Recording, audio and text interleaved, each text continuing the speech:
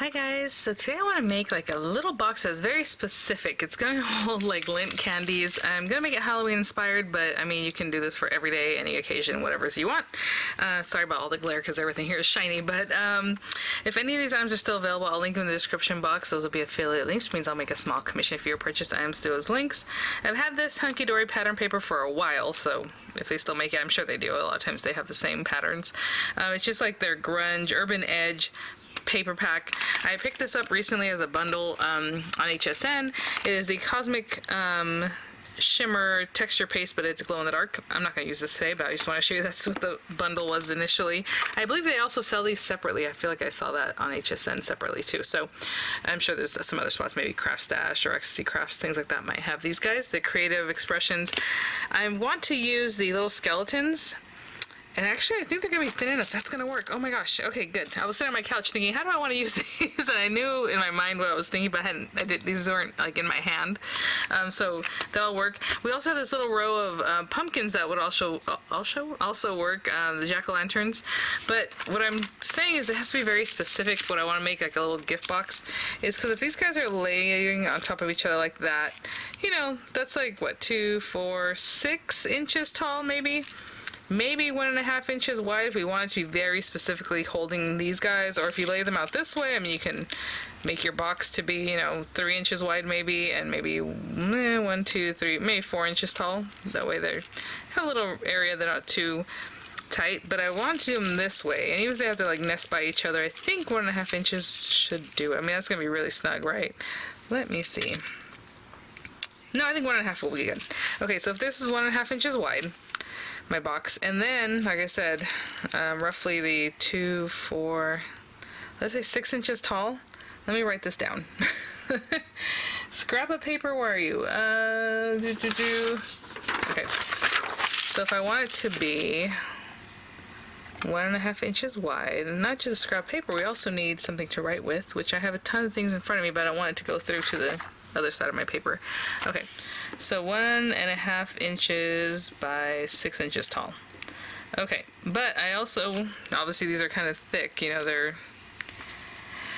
about the same inch or so.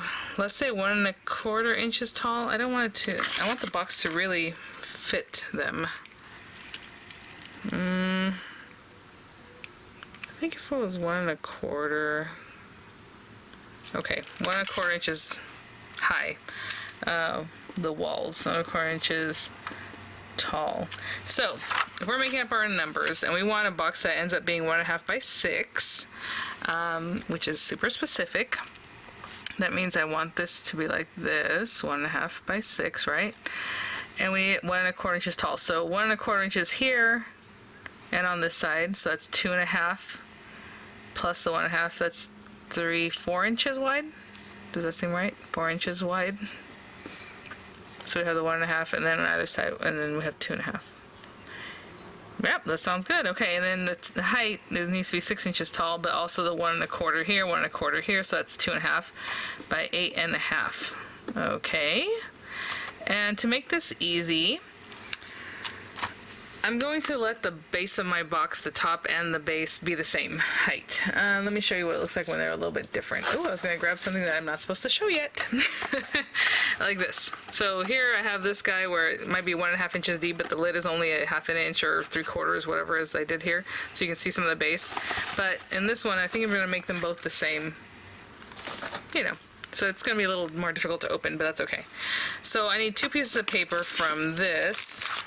And then we're going to complicate matters because I want to cut a little aperture in there. I don't know how big it's going to end up being. So let me just grab some of this paper. I don't know if I'm going to make my little skeletons. I was thinking about making them black, but let's see. I might make them white depending on this paper. Oh, the paper looks much darker on the cover than it actually is. Oh, maybe this one. Something like that. Oh, you know what, let's do that, and then just some black paper. I don't have to waste another fancy piece of paper, we'll just use some black paper. So I'm going to cut 2 pieces of paper that are 4 by 8.5. Something for the top and something for the base of my box, and I'll be right back. So 8.5 by 4. That's funny, I actually already had a piece of paper that was cut down for a card base. So it's already 8.5 by 5.5, but it needs to be by 4. So this guy And since this is paper from the UK, it's not quite 8.5 in that direction, so I'm going to have to cut it by 4 here, and then do the 8.5. I wasn't going to bring out this thing, but I have to. So I just brought out my guillotine, but we're going to switch off to a paper trimmer because I'm going to do something with this that is going to be very specific. So our 2 pieces, 8.5 by 4. This will be my base. This will be my top. And you know, it's so funny. I was like, I'll do my intro, then I'll have some lunch, and then I'll finish up. But you know what? I'm hitting the ground running, and since love this kind of thing, I'm just going for it.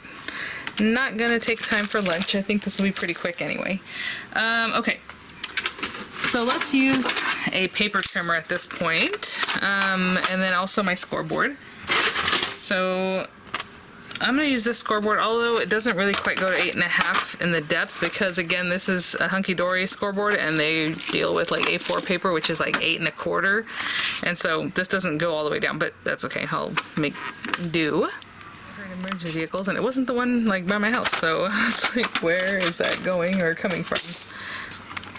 Came back through. I do not like that. Okay, so this is the top of my box, and I'm gonna score it now because I'm gonna use the score lines to help me know what I want to do. So like I said, we want 1.25 inches tall. That means our sides are gonna be 1.25 inch, which is weird because that's very deep, but that's okay. So on this side of the scoreboard, it's for your box lid, and that's what it says. The Crafter's Companion one's very similar. I think the Crafter's Companion one, you have to turn it upside down though to do the box base. This one, you just measure left to right on the box lid, and then for your box base, you measure on this side, but you don't have to turn it. I'm trying to put it this way so you can see. So 1.25, and I hope that's deep enough, like I said, for my treats. 1.25 all around. So 1.25. And 1.25. Yeah, that's fine. And 1.25. Now, of course, you can just do the math and score that way if you want, but we just kept turning. So this middle part is about the same, right? And then we have the edge that I think is going to hold it like perfectly. Very snug. Okay. Same thing with this guy, but this is our box base. So it's my top and this is the base. So on this side, I'm going to measure 1.25 in. And unfortunately with this one, this box is kind of funky. I know sometimes if I was to turn it, it's probably not what I want to do on this one. I think I've done that before and the numbers didn't come out right. So we're gonna do the math. So 1.25 in.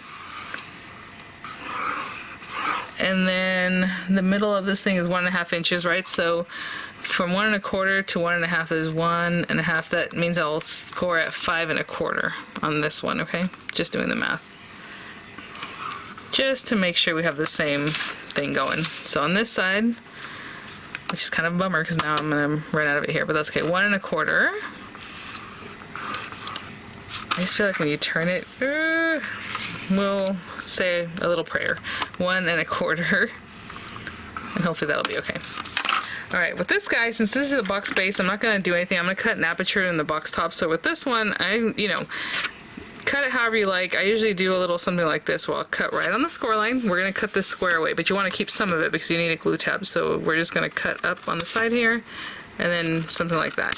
You can leave a piece up there or right at the corner, right? So the next one, just the same way, up, and a little piece divoted out. Up on that next score line, piece divoted out. And just like a little, that's it. So that's our box base. On the box top, we can go ahead and cut those pieces now too, just so you can see it very clearly. So the lines are back here. It's very hard to see in the front, but I'll try. There we go. Yeah, it's super hard to see them on this side. I can feel them better than I can see them. Hopefully I'm on the right track there. Sorry if it's out of the frame. Oh my goodness, so hard to see. Yeah, maybe I should cut them on this side, huh? Hello. So there you go. See, we'll figure it out, guys. Okay. And this one, I just always like to cut them in the same spot. So, there. And to there. Okay. So I'm gonna go ahead and score these just so that when I bring this to my trimmer, I have some idea of what I want in here. I'm gonna cut out something in here, and I'm gonna cut it, what, an inch maybe? Just so it's actually sizable so you can really see what's going on. So if this is 1.5, that means when I cut this, I'm gonna leave a 1/4 inch top to bottom, okay? Whew, let's try it. Now, I didn't come up with numbers for this. I was gonna eyeball it, but maybe, we'll see how it goes. I might need to come up with numbers. This is our box base. We don't need that right now. So again, remember this is 6 inches tall, 1.5 inches wide. So that means in here I want to come in leaving a 1/4 inch. And if this is a 1 1/4, 1.5 inches, right? So, oh, where do I want to? Like this way. So from this edge, we're going to line this up on 1.5. Okay, 1.5. And we're going to bring this over here. Now, this is scored at 1 1/4 inches in. So at 1.5 is where I want to start or finish, and then bring it down to 7, okay? Or start at 7, I suppose, because that's the number we're looking for, guys. So what I'm saying is, see how this has like little notches? You can see where you're at, 7 inches. I know it's hard to see on camera, but I'm gonna push that down, okay? And I'm gonna go up to, what did I say? Let me see, 1 1/4, 1.5. So from here, I'm gonna cut up to 1.5. Boop, boop, boop, right there. This little notch is pointing at 1.5, and that's good. Okay. Now, since we're on these long sides, I can just turn it and do the same thing again. Line it up at 1.5. And right here, 1.5 inches in, it's gonna start at 1.5, and I can bring this down to 7. And theoretically speaking, that should work for us, okay? All right, now we can pick it up. It should be open like this. We already have our score lines because we already did it, so now it's good because this is so thin, we don't want to mess with it later, it's already done. 1.5, again, we're gonna line this up on 1.5 inches. Oopsie. So that makes it pretty easy. And then here, we're also gonna again line it up at 1.5. And roughly that should be touching that area, so 1.5, 1.5. And this time we're only going to bring it down to 2.5. So it's that inch that we're taking off. So from there to 2.5. And theoretically, like I said, that should cut that in a way that, yep, there we go. Oh, I just missed that little bit. I'll just pull it. We're going to turn this. Again, line it up at 1.5. Oh, you guys, I was gonna say, this is why paper trimmers are so important. I love this kind of thing, and I will be receiving the Spellbinders one very shortly. So I was like, well, good timing, because my guillotine is not working that great for me anymore. And this guy's a little old school, you know, this is your typical Fiskars, but I'll try the new Spellbinders one out for you guys very soon. We're already at 2.5, and we're just gonna run it up so that our little gauge goes up to 1.5. And like I said, that should, look at that. That time it was perfect. This time I had a little notch there in the very corner. I could have put it back on my trimmer just to get that, but we'll just notch that off. Look at that, you guys. Now you have a bookmark. Okay. I am going to cover this with acetate. Ooh, vellum, if you don't, you know, if you want to just do something fun. Maybe some vellum that's been embossed. How fun is that? But I want to see through it. So I'm going to cut down a piece of acetate, which I actually have right here. I was going to use it earlier, and I said, no, no, no. So look at that. Ooh, this way would be very tight. So the opening, again, this top piece is 1.5 by 6. So what I'm going to do is cut this down to a little bit smaller than 1.5. Just the smallest bit smaller, because we only have very small edges to work with. So just a little bit smaller than 1.5 by 6, by a little bit smaller than 6. And that's just so it tapes in there nicely. So just a little bit smaller than 6, okay? And let's go ahead and turn this over.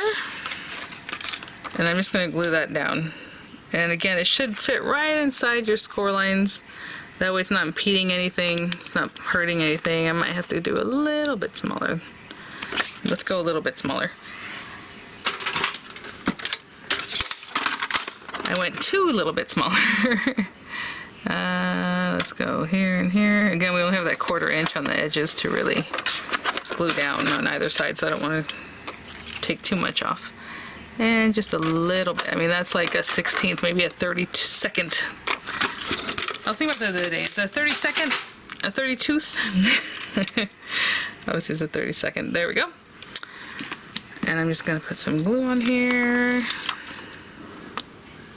Enough to hold it down, but not enough to squeeze out everywhere, hopefully. Nice and clean. Oh, the other day, I don't know if you guys watch my channel close enough, I was talking about making candied apples, and I did make them. And my husband, for some reason, he heard me say candy apples. He thought I was talking about caramel apples and was like disappointed. And I was like, what?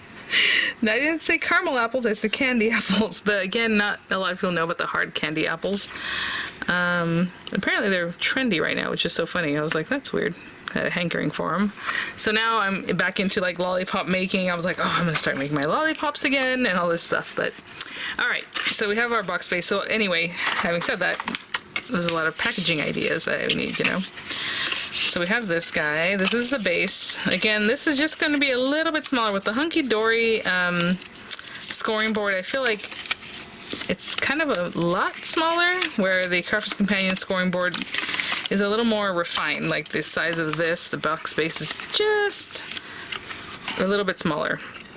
With this one, I think it's more of a 16th instead of like a 32nd, you know, smaller. Okay, so now we're in regular box making mode. Oh, see, this is what I was telling you. Remember I said if I turn it, something's not going to come out right, and I think I was right on that one. You definitely want to get your numbers. Hopefully this will work, because that is weird. Why is that so short? Yeah, it's because I turned that side on the short side, remember? Ooh, we'll see. Hopefully this still works for me. I might have to remake my box base. Let's see. Maybe not. That's weird though. Very weird. Okay. Again, with the Hunky Dory one, you really just have to measure from right to left, and don't turn your paper when you go to do those.